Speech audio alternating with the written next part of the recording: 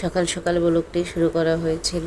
তো সকালবেলা রুটি করা হয়েছিল আর ডিম পোস্ট আলু ভাজি।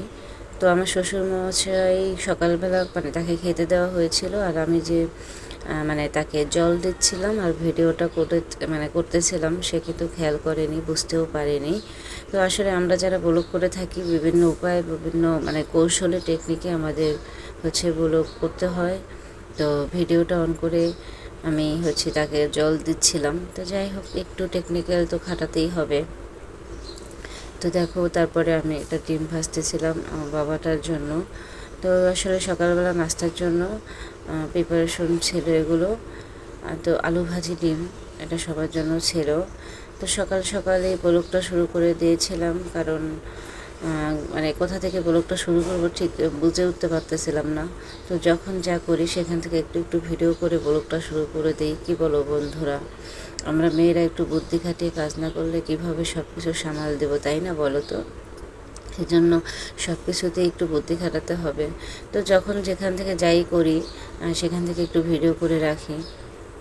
আসলে যদিও বাসার সবাই ভিডিওটা পছন্দ করে না, তো আমি একা একা আসলে চেষ্টা করি যখন যেখান থেকে একটু করে আমার নিজের কাজটা হাসিল করার জন্য। কারণ এটা সম্পূর্ণ আমার নিজের মতো করে আমাকে করতে হয়। এখানে হ্যাঁ, সাপোর্ট একমাত্র শুধু আমার হাজব্যান্ড করে। তো তাও সে মাঝে মধ্যে আসলে এগুলোকে অত পছন্দ করে না। তো যাই হোক, যতটুকু সাপোর্ট পাই শুধুমাত্র হাজব্যান্ডের পাই। তো যাই হোক বন্ধুরা, তো এই যে তারপরে জামা কাপড় ধুয়েছিলাম তো আগের দিনে, তো সেগুলো ধুয়ে ভাঁজ করতেছি। তো আমাদের যেহেতু নিচতলা বাসা, সেহেতু আসলে জামা কাপড় শুকাইতে অনেকটা প্রবলেম হয়, কারণ আমাদের বাসাতে আলো বাতাস অনেক কম কম থাকে। তো বেশিরভাগই আসলে ফ্যানে বাতাসে শুকায়। তো অনেক কষ্ট করে জামা কাপড়গুলো শুকাতে হয়, যেহেতু রোদ নেই। আর সবচেয়ে রোদে শুকানোটা বেস্ট, কিন্তু রোদ আমরা আসলে দেখতেও পাই না, কারণ আমাদের বাসাটা নিচতলা বলে আলো বাতাস একবারই থাকে না। তো যাই হোক, আগের দিনের এগুলো ধোয়া ছিল, তো আজকে শুকিয়ে গেছে, এগুলো আমি ভাঁজ করে নিচ্ছিলাম, তাই আর কি তোমাদের সাথে শেয়ার করলাম। তো আসলে ভিডিও কোথা থেকে পাবো, কি করব, এই নিয়ে সবসময় টেনশনে থাকতে হয়, কি ভিডিও দিব, কি করব। তো এই জন্য এটাও আমি কিভাবে কাজ করতেছিলাম সেটাও তোমাদের সাথে শেয়ার করার জন্য ভিডিও করে নিয়েছি বন্ধুরা। তো তোমরা কিন্তু ফুল ওয়াচ করবে বন্ধুরা, প্লিজ। তো ভালো লাগলে লাইক কমেন্ট শেয়ার করবে, পাশে থাকবে, পাশে পাবে সবসময়, বন্ধু হয়ে পাশে থেকো সবাই। তো আশা করবো তোমরা সবসময় পাশে থাকবে বন্ধুরা।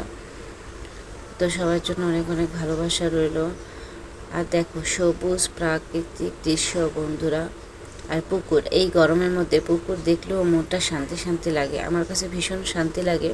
আর সবুজ প্রাকৃতিক দৃশ্য দেখলে মনটা চোখটা জুড়িয়ে যায়, আর জল দেখলে শান্তি লাগে। তো যাই হোক, এটা অ্যালোভেরা গাছ আমাদের বাড়িতে।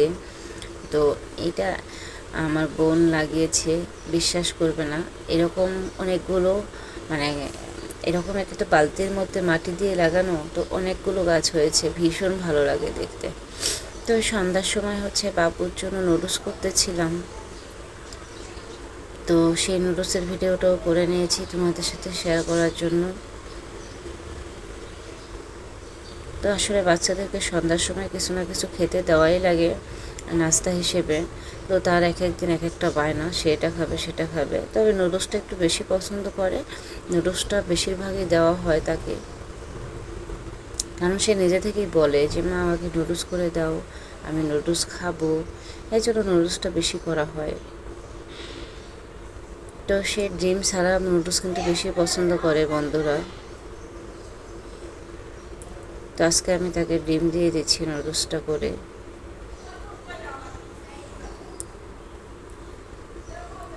তা আসলে ভয়েস যখন দিচ্ছিলাম পাশের বাসার শব্দ আসতেছিল, আসলে ভয়েস দেওয়াটা কি যে ডিফিকাল্ট, কীভাবে বোঝাবো বন্ধুরা, কখন যে ভয়েস দিব, সব কিছু সময় মেনটেন করে তো আসলে কাজ করা হয় না। তো আশেপাশে ভয়েস চলে আসে।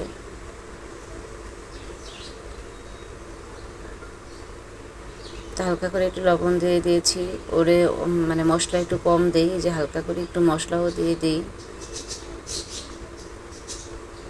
এখন অবশ্য সে মশলা পছন্দ করে, আর আমি যে নুডলসটা করতেছিলাম সেই নুডলসটা আসলে বাচ্চাদের জন্যই।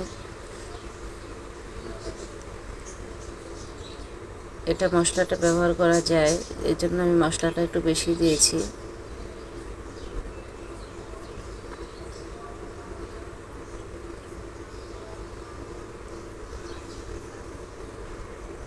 তো বাবার জন্য নুডলসটা প্রায় শেষের দিকে।